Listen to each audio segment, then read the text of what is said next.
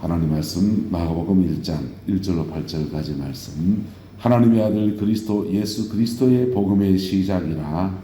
선지자 이사야의 글에 보라, 내가 내 사자를 내 앞에 보내노니 그가 내 길을 준비하리라.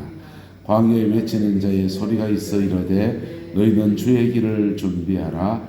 그의 오실 길을 곧게 하라. 기록된 것과 같이 세례 요한이 광야에 이르러 죄 사함을 받게 하는 회개의 세례를 전파하니 온 유대 지방과 예루살렘 사람이 다 나와 자기 죄를 자복하고 요단강에서 그에게 세례를 받더라.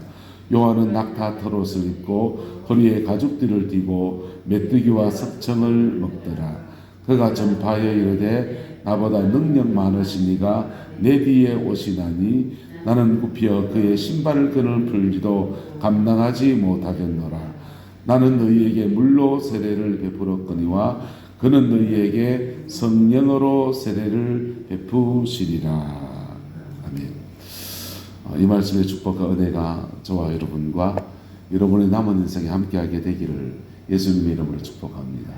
여러분에 속한 모든 자들을 하나님 이 말씀으로 축복해 주시기를 또한 축원합니다. 인생에서는 길이 열려야 된다 그랬습니다. 할렐루야. 길이 열려야 하는데 때로는 그 길을 하나님이 막았든지 내 인생에 문제를 맡겼든지 길이 막혀서 좌절감을 느낄 때가 있습니다. 그 좌절감을 느낄 때 우리 어떻게 해야 합니까? 그때가 주님을 깊이 만날 때입니다. 할렐루야. 그때를 주님을 깊이 만나는 때로 삼아 나가시기를 예수 이름으로 축복합니다. 아사시의 프란치스코라고 하는 사람이 젊은 청년 때에 폐결핵인가 이렇게 병에 앓게 되었습니다. 중세 시대입니다.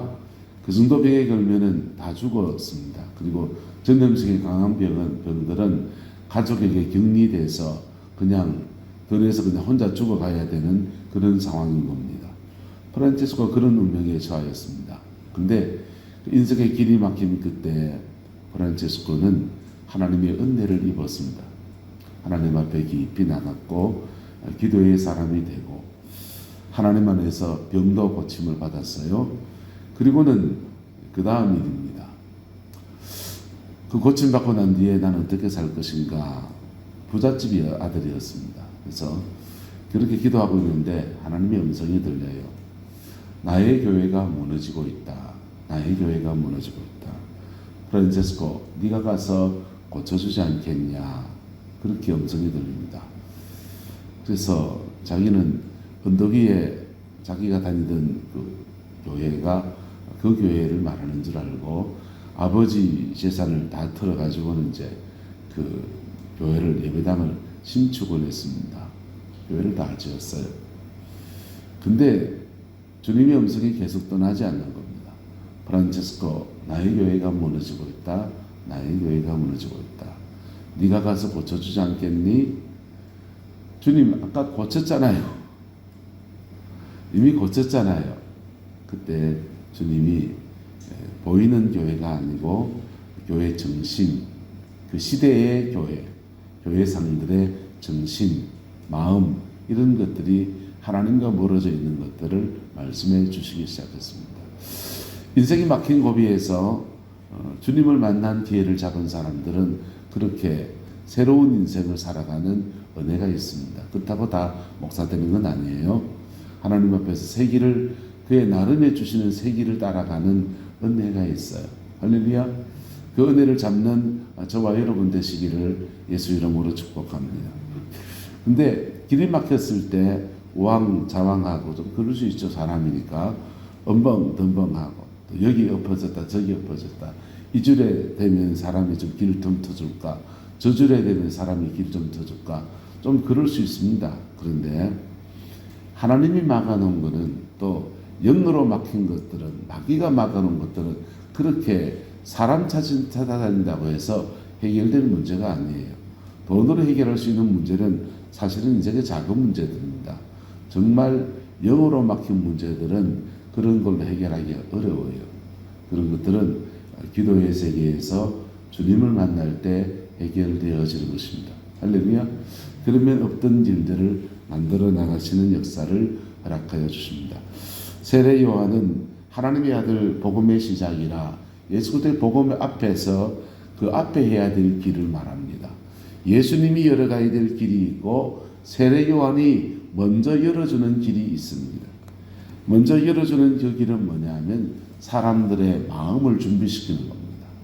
예수님을 맞이할 수 있는 사람들의 마음을 준비시키는 것이 세례 요한이 해야 될 길입니다. 그래서 선지자 이사야의 글에 보라 내가 내 사자를 내 앞에 보내노니 그가 누구의 길을 준비한다? 내가 누굽니까? 내 길이 아니고 너의 길을 준비한다. 그래서 내가 내 사자를 너희 앞에서 보내는데 그가 와서 너의 길을 준비한다는 거예요. 이 너가 누구냐? 바로 예수 그리스도를 말합니다.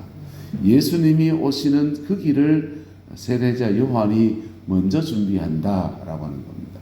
이것은 세례 요한이 태어날 때부터 받은 소명이었습니다. 그의 아버지 스가랴가 그의 아버지 스가랴입니까?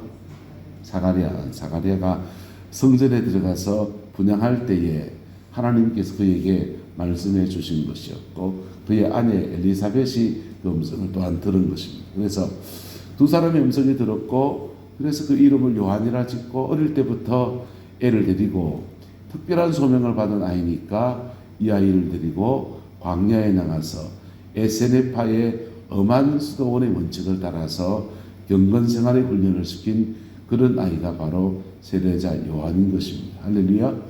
그래서 요한의 걸음은 그렇게 준비되어진 걸음인데 너는 너의 인생을 위해서 살지 아니하고 너는 다른 사람의 길을 터주는 사람으로 그렇게 부름을 받았다는 겁니다. 그게 네가 걸어가야 될 그 길이다라고 하는 것입니다.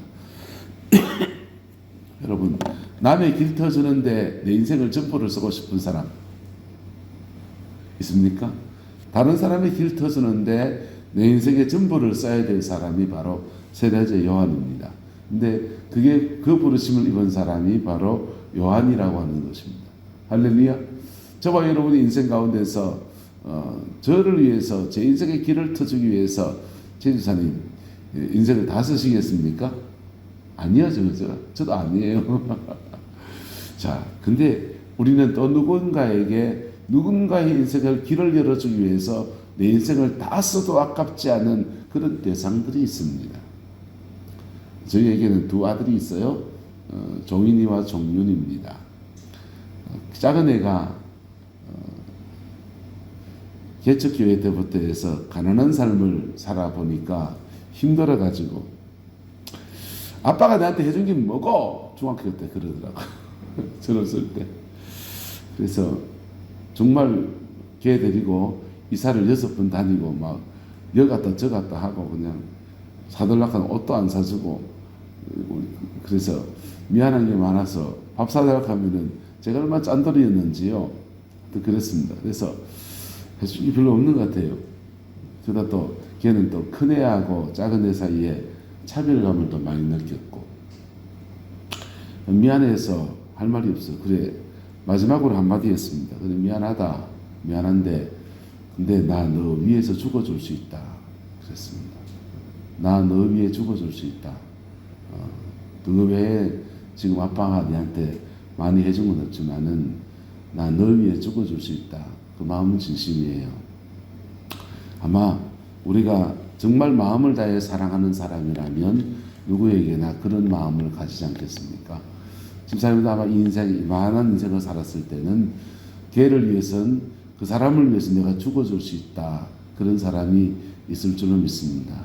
그래서 세례 요한은 보이지 않고 만나지도 못했던 그분을 위해서 자기 인생을 다 쓰는 것이 그의 부르심이라고 생각해서 그 길을 걸어갑니다. 걸어간 내용이 뭐냐? 광야에 외치는 자의 소리가 있어 이르되 너희는 주의 길을 준비하라. 나의 길을 준비하는 게 아니고 누구의 길을? 주님의 길을 준비하라. 그의 오실 길을 곧게 하라. 그렇게 기록되었는데 이사야서에서는 높은 것은 모여지고 낮아지고 우묵히 들어간 것은 도두어지고 사회적 약자, 상처받은 사람, 이런 사람들은 도두어져야 합니다. 할렐루야. 기독교 신앙 안에서 도두어져야 될 사람과 낮아져야 될 사람은 달라요. 낮아져서 길이 평탄해질 사람이 있고 도두어져서 길이 평탄해질 사람이 있습니다. 도두어져서 평탄해질 사람은 시집살이 많이 한 사람들, 마음의 인생에 무거운 짐을 진 사람들, 삶의 좌절감을 많이 겪은 사람들, 죄책감에 시달리는 사람들, 이런 사람들은 도두어져서 평탄하여져야 합니다. 반면에 높아진 것이 낮아져서 평탄해질 사람이 있습니다. 돈 많은 사람들, 많이 배운 사람들, 자칭 똑똑하다 하는 사람들, 교만한 사람들, 이런 분들은 낮아져서 평탄해져야 합니다. 근데 제도권의 목회를 하면서 이게 말하기가 쉽지 않아요. 쉽지 않다고요. 가진 사람 앞에 그 사람들은 권위를 가지고 있기 때문에 쉽게 말하기가 어렵습니다. 그런데 하나님은 묘하세요.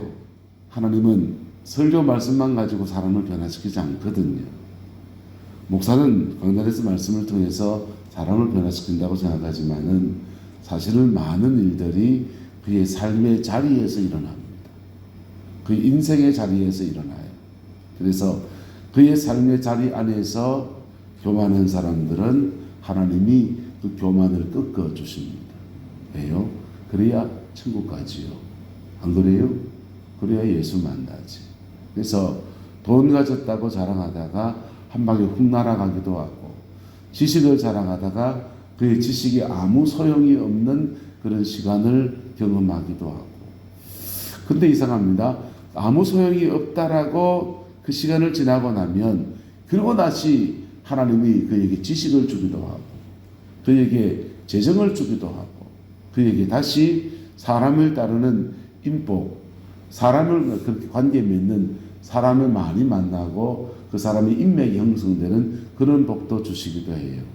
그때 주시는 것은 왜 주시느냐? 따라합시다. 선한 청지기로 맡겨주십니다. 선한 청지기로 맡겨주시는 거예요. 모세가 그가 어제 왔던 지팡이를 하나님이 던지라고 합니다. 던졌습니다. 던졌더니 그게 뱀이 되었어요.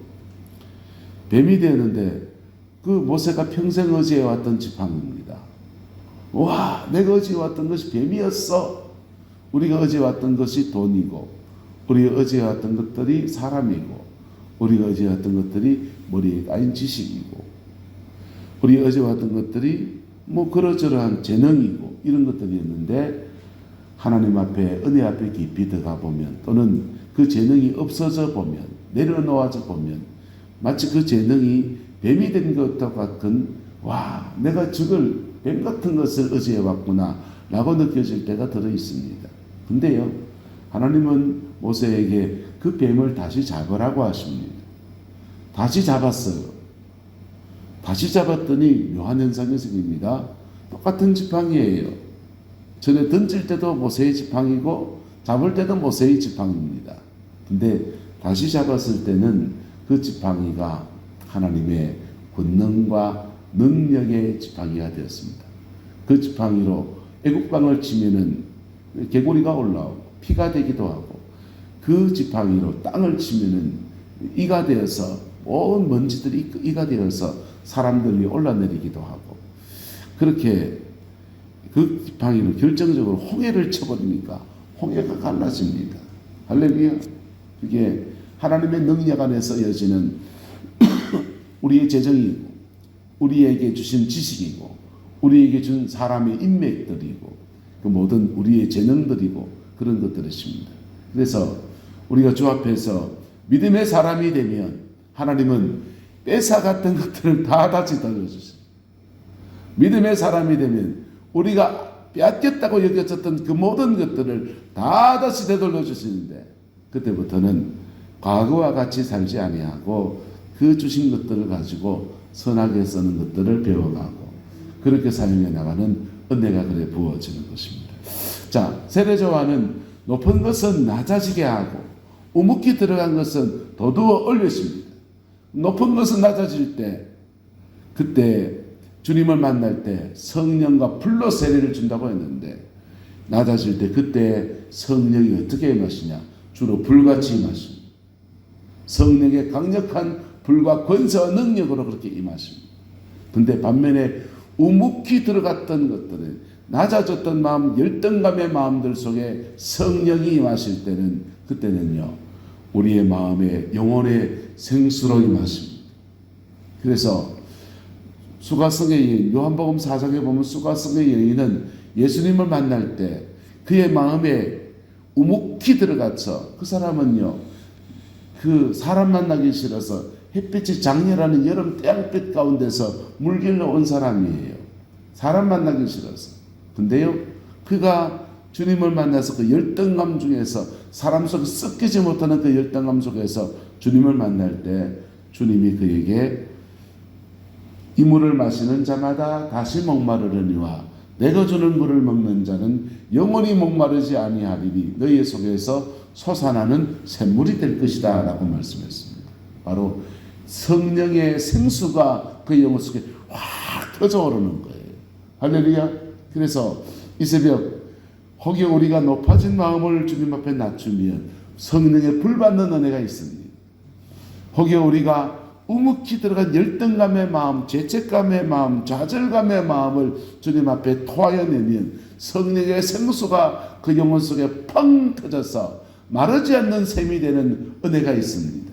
그리고 그 성령 의지에서 나의 죄성을 이기고, 나의 교만을 이기고, 나의 음란함을 이기고, 나의 열등감을 이기고 세상 속에서 보란듯이 새 피조물로 살아가는 것이 그리스도인의 삶이에요. 세례 요한은 그 일을 하려고 이 땅에 보냄을 받았고 그 소명에 충실했습니다. 높아진 것은 낮아지기에, 우묵히 들어간 것은 더더욱 올려지기에. 그래서 제사장들이 세례받으러 오니까 독사의 새끼들아 라고 책망한 거예요. 높아진 것은 어떻게? 낮아지기에. 우묵히 들어간 것은 더더워지기에. 세례 요한의 세례를 받을 때, 세례를 줄 때, 그래서 높은 사람들이 별로 세례를 받지 않았습니다. 그 결과는 주님이 오셨을 때 확명이 달라집니다. 세례 요한의 세례를 받은 사람들은 대부분 그의 마음이 준비되어서 예수 그리스도를 메시아로 받아들이고, 그리고 그분 앞에서 그분이 주는 은혜 아래에서 새로운 믿음의 역사를 이루어가는 축복을 누렸던 것입니다.